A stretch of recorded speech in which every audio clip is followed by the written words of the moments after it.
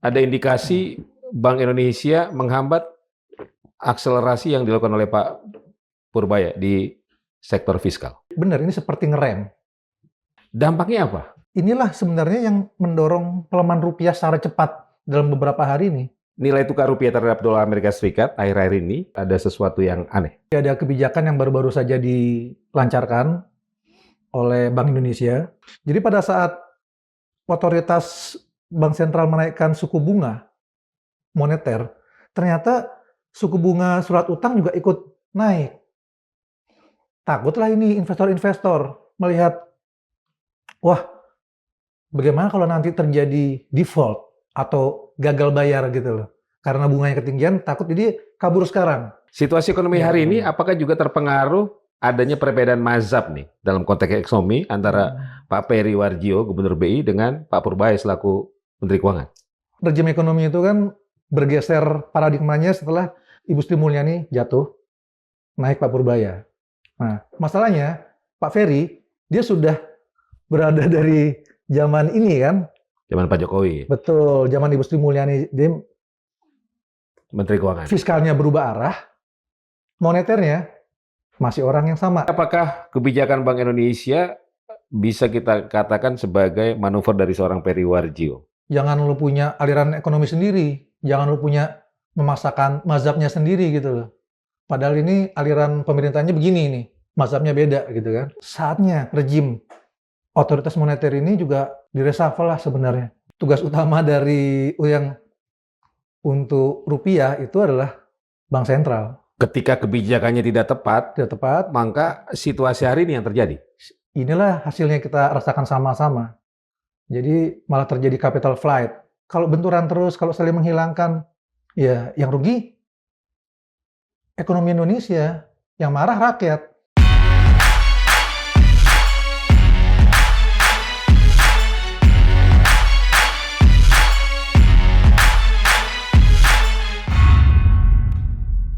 Assalamualaikum warahmatullahi wabarakatuh. Sobat Madilog, alhamdulillah Margi Sarip hadir kembali menemani Anda, dan di episode kali ini kami akan berbincang mengenai nilai tukar rupiah terhadap dolar Amerika Serikat yang sudah menembus angka Rp18.000 per dolar Amerika Serikat. Kami akan langsung berbincang dengan seorang ekonom dari Invas Bestari. Saya sapa Gede Sandra. Mas Gede, terima kasih sudah hadir. Terima kasih Bang Margi. Mas Gede, fluktuasi nilai tukar rupiah terhadap dolar Amerika Serikat akhir-akhir ini itu bagian dari dinamika pasar, atau Mas Gede melihat ada sesuatu yang aneh? Secara teknis, ini kelihatannya ada sebuah kebijakan dari otoritas moneter ini yang malah memicu pelemahan ini atau depresiasi ini. Oke. Gitu. Jadi ada kebijakan yang baru-baru saja dilancarkan oleh Bank Indonesia dengan cara menaikkan suku bunganya, dengan harapan kan menargetkan inflasinya turun sebenarnya. Tapi ternyata begitu dinaikkan suku bunga Bank Sentral, respon market bukan seperti itu. Dia malah takut, malah pergi. Oke. Dan ini persis pernah terjadi di Brazil tahun 2002. Oke. Hasil penelitian Oliver Blanchard tahun 2004, dia meneliti situasi ekonomi Brazil tahun 2002. Jadi yang terjadi di tahun 2002 di Brazil itu persis. Jadi bank sentralnya berusaha untuk meredam inflasi, dia naikkan suku bunga, ternyata malah kabur modal, malah melemahkan mata uang Brazil waktu itu, malah melemah. Jadi harapannya mata uang menguat, apresiasi, dia malah melemah. Dan masalahnya pengalaman di Brazil ini tidak menjadi pelajaran bagi otoritas moneter di Bank Indonesia. Kan seharusnya dia melihat ini bahwa kalau situasinya utangnya sudah cukup besar, terlalu besar, mirip dengan Brazil waktu itu. Waktu itu Brazil rasio utangnya terhadap GDP sekitar 50-60%. Indonesia sekarang 40%. Jadi mirip, sama-sama besar. Dan apalagi di Indonesia beban bunganya lebih tinggi, ya kan, sampai 7%. Nah, jadi pada saat otoritas Bank Sentral menaikkan suku bunga moneter, ternyata suku bunga surat utang juga ikut naik. Takutlah ini investor-investor melihat, wah, bagaimana kalau nanti terjadi default atau gagal bayar gitu loh. karena bunganya ketinggian, takut jadi kabur sekarang. Jadi responnya seperti itu. Itu hal yang sebenarnya bisa dihindari bila bank sentral itu lebih tepat responnya. Tapi ini malah seperti memperburuk. Padahal kalau dari sisi fiskal sendiri, pada bulan April ini sudah ada capaian yang lumayan bagus, yaitu keseimbangan primer itu surplus untuk pertama kalinya, karena kuartal pertama dia sudah defisit, sudah negatif. Nah sekarang positif, artinya kan pengelolaan fiskal ini kan, kalau fiskal kita kan per April ini penerimaannya sudah 918 triliun, belanjanya 1.024 triliun, defisit 164 triliun atau sekitar 0,64%. Dan keseimbangan primer surplus. Harusnya secara fiskal baik-baik saja nih. Apalagi yang namanya neraca perdagangan juga selalu positif. Kan harusnya kalau positif dia menguat, tapi kan ini ada hal lain. Nah, ini ternyata kita melihat ada seperti kebijakan fiskal ini dinegasikan. Oke. Dibatalkan oleh otoritas moneter gitu. Jadi itu satu. Jadi ada kebijakan menaikkan suku bunga yang membuat malah melemah, depresiasi. Padahal hal ini sudah pernah terjadi di negara lain tahun 2002 di Brasil, yang tadi saya cerita. Nah, ada yang selain itu, ada namanya faktor dedolarisasi. Dan ini BI juga aktif melakukan ini. Gitu. Jadi ada namanya LCT, local currency transaction. Jadi setiap negara itu saling menukar mata uangnya dan mereka berdagang dengan mata uang sendiri-sendiri, menghindari menggunakan dolar yang sebelumnya menggunakan dolar. Jadi ini adalah sebuah dedolarisasi. Kemudian BI juga lagi memperluas penggunaan QRIS untuk di semua negara, jadi UMKM bisa bertransaksi menggunakan mata uangnya sendiri juga tanpa dolar lagi kan. Nah, ini aktivitas dedolarisasi ini tidak disukai sebenarnya oleh modal-modal dari negeri dolar ya, dari Amerika ya. Jadi ini juga salah satu faktor yang mendorong. Walaupun sebenarnya proses dedolarisasi yang lebih besar itu juga sedang terjadi di dunia, Bang. Kejatuhan petrodolar. Jadi sedikit saya sejarah mengenai petrodolar kan, dia sudah sejak tahun 70 semenjak oil shock yang pertama. Ya kan? Dolar menjadi primadona, semua perdagangan pakai dolar, transaksi pakai dolar. Ini sudah mulai setelah 40 tahun atau ya sekitar 40 tahun lah, atau 50 tahun. Dominasinya mulai dikurangi. Sudah mulai berkurang, apalagi ada negara-negara BRICS sudah mulai menggunakan mata uang sendiri dan meluncurkan mata uang yang lain. Jadi proses dedolarisasi ini memaksa untuk terjadinya inflasi di Amerika karena dolarnya udah nggak laku. Kalau dolarnya udah nggak laku, dia terjadi inflasi di Amerika. Akibatnya Bank Sentral Amerika untuk meredam inflasi dia harus naikin suku bunga. Bank Sentral Amerika, The Fed, naikin suku bunga. Surat utang Amerika juga naik bunganya. Pulanglah itu modal dari seluruh negara berkembang. Jadi ini bukan cuma kejadian di Indonesia aja, ini seluruh dunia. Nah, masalahnya yang namanya dedolarisasi ini bertindak seperti spiral, Bang. Jadi tidak bisa berhenti. Jadi merespon pelemahan rupiah ini terhadap dolar itu nanti salah satu solusi, nanti akan saya ceritakan bagaimana Brazil bisa menghadapinya. Dia menggunakan dedolarisasi juga di Brazil nih. Jadi kita kembali sedikit ke Brazil tahun 2002 ya, kan tadi saya cerita itu ya. Apa solusi Brazil waktu itu? Dia punya 4 solusi untuk melalui mirip dengan kondisi kita sekarang. Yang pertama, dia target surplus keseimbangan primer yang tinggi. Ini sudah, Pak Purbaya udah melakukan itu. Oke.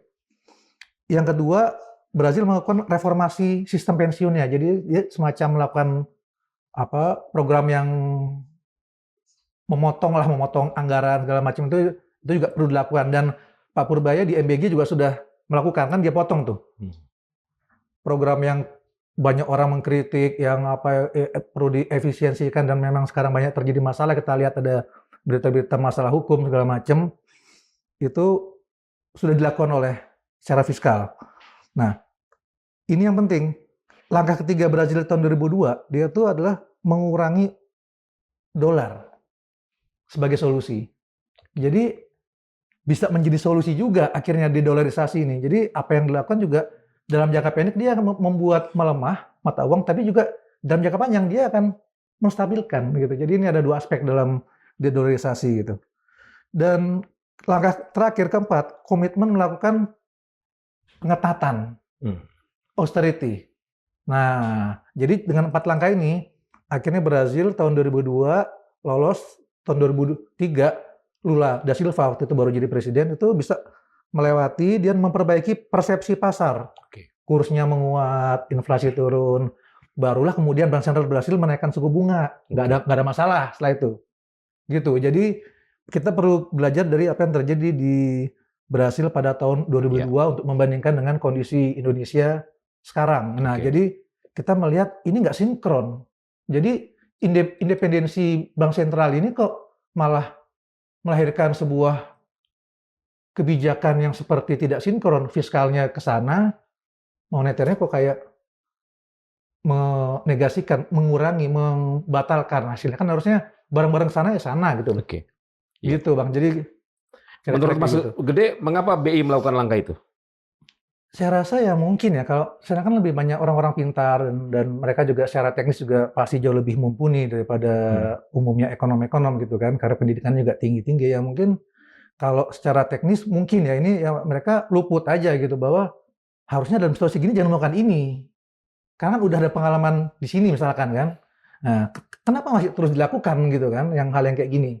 Apa pembacaan teoretiknya itu masih yang lama atau dia mengambil pengalaman negara yang lain mungkin juga kan, tapi ternyata tidak tepat. Dia malah membuat rupiah semakin drop gitu kan. Jadi mungkin ya perlu dievaluasi benar pimpinan Bank Sentral, betul. Karena memang kita khawatir dia tidak bisa mengimbangi arah baru dari ekonomi ini. Karena kan fiskalnya sudah arah baru, tapi moneternya kok tidak bisa menyesuaikan. Ini kan hari ini juga ada pengesahan Undang-Undang P2SK itu tentang Bank Indonesia yang lebih mendapatkan fungsi penguatan ekonomi real, mungkin juga ke arah sana tujuannya. Gitu. Apakah Mas Gede melihat ada indikasi Bank Indonesia menghambat akselerasi yang dilakukan oleh Pak Purbaya di sektor fiskal? Ya, dari dengan cara dia menaikkan suku bunga, walaupun dengan alasan untuk inflasi, itu kan membuat perputaran uang di sektor real juga pasti akan turun. Otomatis aktivitas ekonomi juga menurun, karena kan bunga kredit makin tinggi pasti kan dinaikkan. Orang juga malas untuk lebih berusaha. Akibatnya sekarang efeknya misalkan yang datanya itu undisbursed loan atau pinjaman yang belum dicairkan di bank makin tinggi lagi karena bunganya tinggi gitu loh kan, naik terus. Kan harusnya kita kalau mau menggerakkan ekonomi, biar ekonomi lebih cepat, bunganya itu kan harus diturunkan. Gitu. Jadi benar ini seperti ngerem. Gitu. Dampaknya apa terhadap ekonomi kita, terutama terkait dengan pelemahan rupiah? Ya, kayak tadi yang seperti saya sampaikan di awal, inilah sebenarnya yang mendorong pelemahan rupiah secara cepat dalam beberapa hari ini, kebijakan menaikkan suku bunga Bank Sentral ini. Gitu. Dan setelah melemah kan dampak ikutannya ada banyak tuh. Impor kita untuk bahan-bahan yang masih pakai dolar juga akan meningkat, seperti makanan pokok yang dari kedelai, tahu, tempe. Kan kita ternyata 88% impor kedelai itu Amerika Serikat, dolar gitu kan. Sementara misalkan negara kayak Brazil yang kita harusnya bisa berdagang tanpa dolar, ternyata impor kedelai cuma 1% dari Brazil. Kan harusnya diperbanyak ya, dari negeri-negeri yang kita nggak perlu pakai dolar kira-kira gitu. Tapi struktur impor kedelai masih kayak gitu. Itu salah satu contohnya lah. Jadi, dan dampaknya, di warteg, di rumah makan itu otomatis tempe menjadi lebih mahal. Atau kalaupun nggak mahal, ukurannya diperkecil gitu kan. Tapi sampai kapan? Kan mungkin nanti protes para pelanggan ya akhirnya dinaikkan juga di warteg-warteg gitu. Jadi memang peran Bank Sentral sangat dominan dalam mempengaruhi penguatan atau pelemahan rupiah. Karena itu tugas utamanya itu.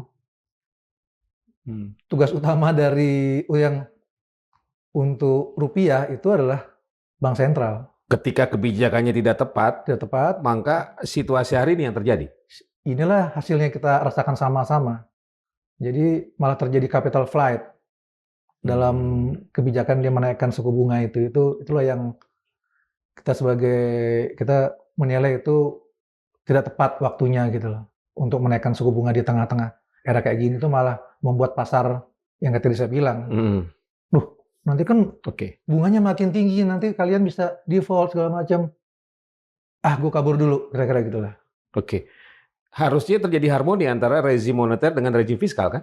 Harusnya bisa saling mengerti gitu loh. Oh ini lagi pengen cepat, ya udah kita fasilitasi supaya dia bisa lebih cepat gitu kan. Dan mengapa tidak terjadi harmoni itu? Nah itu mungkin ya kalau saya melihat ini karena bank sentral terlalu independen. Ya banyak ekonom yang berposisi berbeda dari saya ya, merasa bahwa bank sentral harus independen gitu misalkan gitu kan. Kalau saya melihat kalau emang kita mau mencontoh Cina, Vietnam, Jepang pun tingkat independensi banknya tidak sangat independen tuh sekitar, kan ada indeksnya tuh, namanya Central Bank Index. Itu indeksnya kayak Jepang aja, yang negara barat, yang sangat kapitalis itu.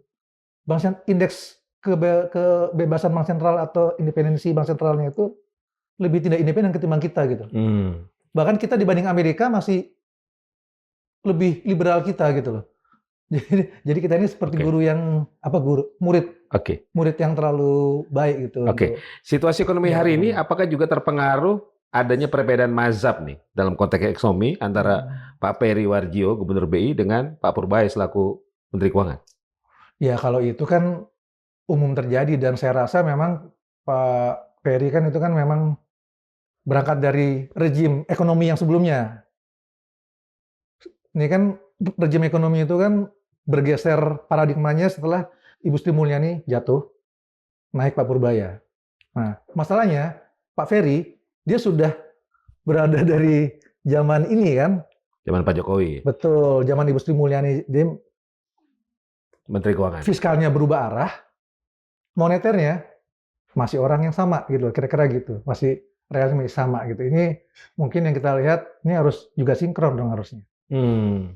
Pandangan saya ya, tapi mungkin para ekonom juga memiliki pandangan yang lain. Karena kalau benturan terus, kalau saling menghilangkan, ya yang rugi ekonomi Indonesia, yang marah rakyat, yang kena, yang nggak cuma Pak Purbaya, yang kena Pak Prabowo. Apalagi di tengah situasi kayak gini, luar biasa hoak beredar di mana-mana, itu kan mempengaruhi persepsi market juga kan sebenarnya. Ini bener nggak ada info ini, bener nggak ada. Jadi seperti banyak bener ini yang beredar info-info hoak-hoak membuat pengaruh, membuat ketidakpercayaan itu kok kayaknya ini rejim mau dibawa kemana gitu kan, banyak sekali. Apa contohnya, Mas Gede? Kayak tadi contoh misalkan ada satu dikabarkan jam 3 sore Pak Presiden akan berpidato di Danantara tentang menguncurkan surat utang bond yang mana lah. Ternyata hoax, nggak ada berita itu. Nggak ada satupun pidato di Danantara. Kalaupun sempat rencananya ada, temanya sebenarnya bukan itu gitu, soal AI atau apa gitu. Tiba-tiba seperti itu. Terus ada yang beredar Pak Purbaya di reshuffle. Itu dulu reshuffle digantikan oleh KT Basri atau siapa atau Budi Gunadi gitu-gitu muncul. Terus kemudian ada berita mundur. Kemudian ada berita pokoknya berseliweran. Banyak sekali info-info yang kita tidak tahu, yang istilahnya DFK lah. Iya kan? Dan sebenarnya berbahaya sekali itu, Bang. Karena apa? Karena perilaku pasar ini kalau menurut ada namanya peraih Nobel Ekonomi tahun 2013, Robert Shiller, dia tuh mendapatkan Nobel Ekonomi karena dia berhasil merumuskan bahwa pasar ini berperilaku tidak rasional. Semangat atau exuberance-nya itu irasional. Itulah karya yang membuat dia meraih Nobel Ekonomi. Dia bisa menjelaskan kenapa pasar modal, pasar di Amerika Serikat 2008 tuh jatuh. Dan si Shiller ini, dia juga namanya diabadikan jadi sebuah indeks, masih ada sekarang namanya Shiller Index di Amerika itu. Itu salah satu ukuran orang pemain market juga di situ. Jadi kata Shiller, pasar ini sering tidak rasional. Nah itulah persis terjadi yang sekarang ini pasar yang karakternya tidak rasional, tiba-tiba dapat banyak sekali info-info yang berseliweran, kayaknya benar, kayak benar. Takut dia, cabut, dialihkan kemana atau dia simpan dulu atau beli emas segala macam. Oke. Dengan tidak harmoninya antara rezim moneter dengan rezim fiskal hari ini, apa yang harus dilakukan oleh Presiden Prabowo Subianto? Ya, sebenarnya langkah dengan Undang-Undang P2SK itu sudah mengarah ke sana.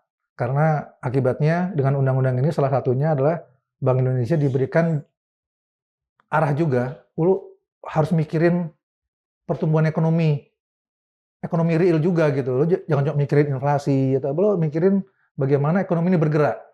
Jadi kegiatan-kegiatan tadi tiba-tiba naikin suku bunga sehingga mengerem apa yang sudah dilakukan fiskal itu ya harusnya nggak ada lagi nanti setelah undang-undang ini gitu.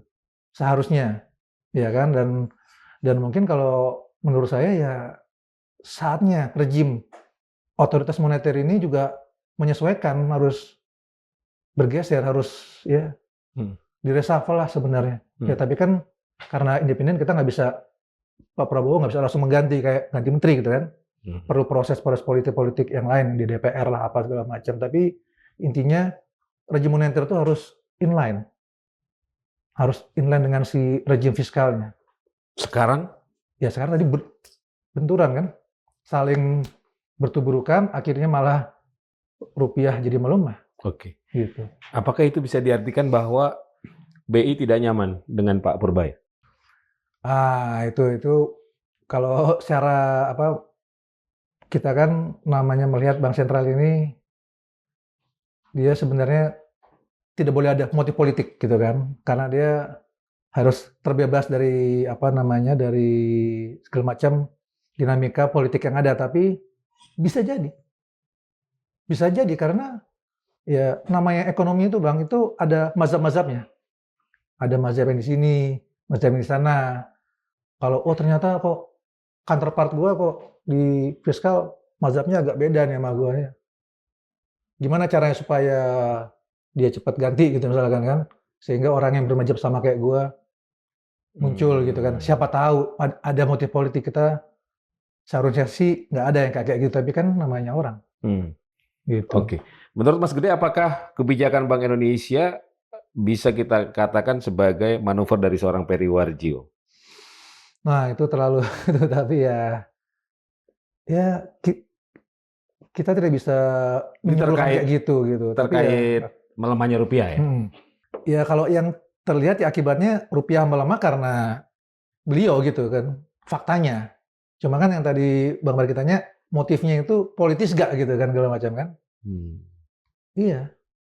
Kalau dia benar ada motif politis ya sangat disayangkan gitu kan. Udah saatnya ya memang nggak bisa lagi gitu kalau lo punya motif politis. Lo harusnya kan ikut. Jangan lo punya aliran ekonomi sendiri. Jangan lo punya memaksakan mazhabnya sendiri gitu loh. Padahal ini aliran pemerintahnya begini nih, mazhabnya beda gitu kan. Tidak sinkron. Kan ini beda arahnya Bang. Kayak contoh misalkan bagaimana soal under invoicing itu kan mazhab bergeser beda. Itu udah puluhan tahun dari zaman Orde Baru bisa kita geser. Dan kemudian mengembalikan peran koperasi. Ya terlepas tata kelolanya masih belum ini. Dan kemudian MBG ya terlepas banyak sekali kritiknya, ini adalah sebenarnya program yang di negeri-negeri welfare state sudah umum gitu kan. Kita pun sebagai negara MBG ini telat kita mengerjakannya. Kita baru negara ke 109 gitu. Jadi udah umum gitu. Dan sudah sejak 1 abad gitu orang negara melakukan. Jadi bukan hal yang baru. Memang tata kelolanya mungkin harus lebih stepwise. Ada pilot project dan sebagainya. Mas Gede, di kalangan ekonom, di kalangan dunia usaha, Mas Gede melihat siapa yang menjadi sasaran tembak dari pelemahan rupiah ini? Kalau di kalangan market, dia itu sebenarnya saya kemarin sempat diskusi dengan beberapa dari bank-bank swasta gitu kan, dari VP-VP.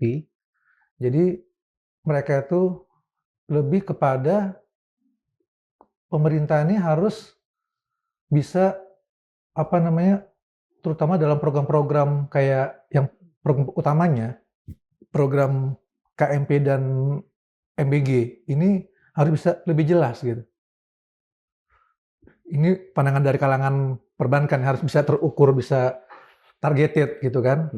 Mereka merasa itu, dan komunikasinya juga harus lebih jelas gitu kan. Dan menurut saya memang kelemahan komunikasi pemerintah ini juga karena terlalu banyaknya berita-berita, info-info, banyaknya influencer-influencer yang sebenarnya menambah riuh lagi dengan analisa-analisa yang kita juga tidak tahu gitu kan, apa benar tidak data yang dipergunakan gitu kan. Jadi memang perlu kejelasan Bang, perlu ketegasan. Yang tadi kayak Brazil itu, dia langsung pemerintahnya, presidennya bersama otoritas moneter, otoritas ini langsung 4 poin, bang, bang, bang, bang. Tapi syaratnya Sinkron. antara moneter dengan fiskal. Betul, itu kuncinya itu. Dan itu hari ini belum terjadi. Tidak sinkron. Oke. Berapa lama daya tahan kita untuk situasi ini? Kalau misalnya belum ada kebijakan moneter yang menurut Mas Gede tadi kan tidak tepat. Artinya harus ada kebijakan moneter yang tepat kan? Iya. Berapa lama daya tahan kita? Karena kan ini rupiah progresif. Iya, kalau dari segi ketahanan fiskal, itu sebenarnya ini sangat tergantung dari kondisi perang. Kondisi perang di Iran itu kalau perangnya itu melandai, itu fiskal kita semakin ringan. Tapi kalau perang terus berlanjut, Selat Hormuz masih tertutup, dampaknya sangat berat itu buat fiskal. Itu bisa kita bahkan mungkin defisitnya bisa melampaui batas gitu kan. Dan yang itu kan hal yang paling dibenci juga oleh market, malah tambah ini lagi gitu. Jadi sangat tergantung perang kalau menurut saya ya, segala macam. Jadi kita tunggu aja nih sampai bulan Juli, benar tidak perang itu selesai, terjadi perdamaian, terjadi pembukaan Selat Hormuz. Kuncinya ada di bulan Juli Agustus. Dengan kebijakan Bank Sentral hari ini, siapa yang dirugikan, yang paling dirugikan, dan siapa yang menikmati keuntungannya? Kalau yang paling dirugikan adalah nggak ada yang diuntungkan Bang. Kalau ini semuanya rugi nih. Semua rugi. Orang bawah rugi, pemain market juga rugi. Karena kan orang bawah rugi tadi karena rupiah melemah. Bahan pangan menjadi naik, menjadi terjadi inflasi di bahan-bahan yang diimpor dan menggunakan dolar, menghantam daya beli orang bawah. Nah, daya beli orang atas yang main saham ini juga kena gitu loh. Ya kan, yang main saham kan mungkin kurang dari 1%, mungkin kurang dari 0,1% sih orang-orang yang memainkan duitnya di saham ini gitu. Jadi memang dengan orang-orang yang tabungannya udah berlebih lah. Dia udah nggak perlu beli bahan-bahan kebutuhan pokok, udah terini semua lah. Dia nggak perlu pusing itu. Jadi dia bisa menempatkan kelebihan tabungannya itu untuk main saham, dan itu mungkin jumlahnya kurang dari 1%, mungkin 0,1%. Mereka juga kena karena harga kekayaan mereka di saham itu turun gitu. Jadi nggak ada yang untung dari dua kelas ini. Yang atas yang bawah sama-sama kena gitu. Artinya kebijakan moneter itu mempengaruhi kepercayaan publik terhadap pemerintah. Sangat. Tidak hanya Pak Purbaya, tapi juga termasuk Presiden Prabowo. Langsung menuju ke Pak Prabowo. Langsung ke sana, sasaran tembaknya. Iya. Kan kekecewaan selalu pada pimpinan tertinggi. Dan itu sangat mempengaruhi psikologis pasar dan juga rakyat ya? Iya, semua atas bawah kena ini. Dan tapi ini ada sinyal-sinyal sebenarnya di sektor real. Ini ada sinyal-sinyal ekonomi membaik. Kan kita tadi bicara mengenai rupiah, mengenai pasar saham, itu lagi drop semua. Tapi itu kan pasar uang, Bang. Bukan sektor real. Nah, sektor real ini ternyata malah ada, misalkan data bulan April ya, PMI, indeks manufaktur itu malah naik nih, ke level 50 lagi. Kemarin sempat drop ke 49, sekarang naik 50. Itu satu. Yang kedua, penjualan kendaraan itu tumbuh di bulan April ini 30% dari tahun lalu. Nah, itu kan sebenarnya bukan kelas atas, kelas menengah bawah gitu kan. Jadi misalkan tadi pembelian kendaraan kan itu bukan orang-orang yang main saham lah, yang beli-beli, Oke, yang masih oke, beli motor, beli apa ini, oke. memang rakyat bawah. Jadi ada pergerakan, tapi kan itu dua indikator, makanya kita harus jaga benar, jangan sampai apa namanya momen kenaikan daya beli ini dihambat lagi tadi oleh kebijakan moneter menaikkan itu kan ketakutan kita Hmm, itu merem oke. laju ekonomi itu. Baik, nah Mas Gede, di rezim fiskal kan di era Pak Purbaya ini ada perubahan mazhab ya, di Ya, mana government spending memang itu didorong di awal tahun. betul. Nah itu sejauh mana pengaruhnya? Ya itu memang perubahan mazhab dari yang dilakukan sebelumnya kan itu kan sangat bagus karena itu namanya front loading, Bang. Jadi melakukan spending cukup besar di awal agar karena kan yang sebelumnya kan spendingnya di akhir dan itu membuat insentif kayak kasus Pemda-Pemda yang mendepositikan anggaran di mana dan dia berbangga Oke. atas bunganya segala macam kan bukan itu. Nanti baru bulan November baru mulai, bulan Oktober baru jor-joran kan selama ini selalu kayak gitu. Yang dilakukan Pak Purbaya dia berbeda, dia mengubah menjadi spending lebih besar di kuartal pertama, kayak sekitar 23% atau berapa persen lah. Umumnya rezim-rezim sebelumnya belasan persen gitu. Jadi berbeda gaya dari segi fiskalnya ya sudah berbeda gaya dan banyak kemarin yang meragukan ternyata sekarang surplus keseimbangan primer bulan April. Iya kan artinya ini sudah sesuai perbaikan fiskal sebenarnya. Sebenarnya ya dan sudah terjadi pemotongan di MBG 70 triliun walaupun ada yang bilang ini masih kurang lagi. Oke, ntar itu bisa kita pikirkan lagi demi menyenangkan pasar lah kira-kira gitu. Nah, tapi real fiskalnya udah bener gitu. Tapi tidak disupport oleh moneter. Moneternya kan tidak bisa diatur, itulah dibiarkan independen. Oke, dengan mazhab government spending di awal, apakah tidak ada kekhawatiran nanti di tengah jalan sudah ngos-ngosan kita ini? Nah, justru logikanya dengan spending besar di awal ini bisa berputar dan sudah terjadi sekarang kan. Terjadi kenaikan apa misalkan tadi pembelian kendaraan bermotor, terjadi apa namanya yang tadi kenaikan indeks PPMI sempat turun gara-gara perang kembali naik gitu kan kira-kira sudah ada kelihatan. Nah, paling yang menurut saya ada sedikit masalah itu ada pada neraca pembayaran, transaksi berjalan itu masih cukup negatif gitu dan itu memang harus di-address juga karena sebenarnya di situ juga merupakan fundamental dari pergerakan situasi eksternal kita gitu. Gitu. Oke, ke depan kita masih punya harapan besar terhadap rupiah? Ya, seharusnya kalau misalkan terjadi koordinasi yang lebih baik, ini rupiah bisa benar-benar kembali menguat gitu kan. Kembali ke level di bawah 18. Tapi kalau kondisinya masih tidak terkoordinasi seperti ini gitu, ya kemungkinan bisa semakin melemah ketakutan kita. Oke, sekali lagi, apa yang harus dilakukan oleh Presiden Prabowo? Karena kan ini dampaknya ke masyarakat bawah. Ya, jadi yang pertama tuh harus segera dikoordinasikan antara kebijakan moneter dan kebijakan fiskal. Saya ingin agar Indonesia itu coba mencontoh Brazil, apa yang dilakukan tahun 2002 yang tadi itu, poin-poinnya, kan ada sekitar 4 poin. Coba kita lakukan aja itu, 4 poin yang dilakukan Brazil itu. Ya, pertama, misalkan pemerintahan ini sekarang udah benar, dia sudah menjaga surplus dari keseimbangan primer, itu oke, itu sinyal bagus. Kita ada sama, itu poin pertama kita lakukan. Nah, poin kedua, reformasi untuk pembiayaan yang berlebihan dan juga kayak program-program juga sudah mulai kita lakukan. Nah ini saya dengar misalkan soal MBG udah ada semacam surat-surat pemberhentian lah di sekolah-sekolah. Jadi udah mulai emang coba diatur ulang kelihatannya. Ditata. Ya, ditata ulang dan anggaran juga sudah dipotong 70 triliun. Mungkin ada yang minta lebih lagi ya itu bisa diinikan nanti.